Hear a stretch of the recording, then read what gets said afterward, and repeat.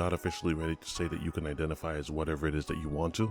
This person, Sabrina Hetke, certainly thinks so, identifying as a vampire. I need to hear this story because this is a little bit crazy, especially with the details. So Adam is 35 years old and is being convicted of terrorizing a 16-year-old with learning difficulties, while at the same time being investigated for strangling a man to death in Milwaukee after telling a friend, "I killed him, God can't bring him back, but I can because I'm the devil."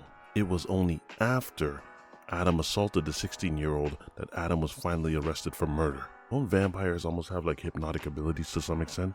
Or am I thinking of Dracula? So here's what this report generally says. Adam Hetke began identifying as a woman when Adam was freed in November of 2020 on a mandatory release. 5 months later, while living in the house in the Concordia neighborhood of Milwaukee, Adam invited a man with learning difficulties around. Vidal Thompson Moody, who's 28 years old, was found dead in the house in the following morning with a 15-foot electrical cord underneath him and marks to his neck and forehead. One of the housemates told police that Adam had been bullying Thompson Moody and wrapped a cord around his neck. One of the roommates, funny enough, told the police that Adam apparently was removing demons from Thompson Moody. And the logic that was being used was, tightening the cord, more demons would come out. Eventually, the housemates actually had to step in to pull Adam off of the guest. And then you guessed it, when all of the housemates all went to sleep, all of a sudden, that same guest that was being choked out was dead the next morning.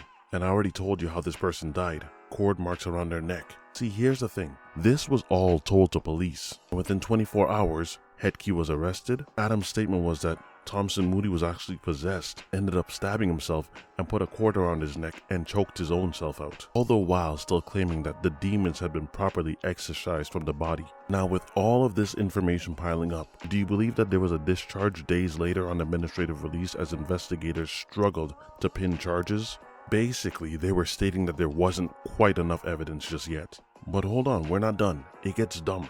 So Thompson Moody, the person that passed away, the person that was choked to death, yeah, his mom decided to take matters into her own hands and managed to track down another of the housemates who told her that Hetke had admitted to wanting to kill her son for being, quote-unquote, disrespectful. So the mom decided to take the findings all the way to police and decided to do a re-interview into the housemates, one of whom had stated that Hetke had admitted to killing immediately after being released from their custody. So with all of that information, police took that evidence and then re-arrested, but not before Adam had sexually assaulted a girl that was a teenage girl in Waukesha. Adam threatened this girl with a knife and then was making claims that he was a vampire. Eventually, there was some charges that were laid down 3 days later with first-degree sexual assault with a dangerous weapon and second-degree sexual assault of a mentally disabled person. Adam was given 2 examinations to check whether there could be a plea of not guilty by reason of mental disease or defect, but both found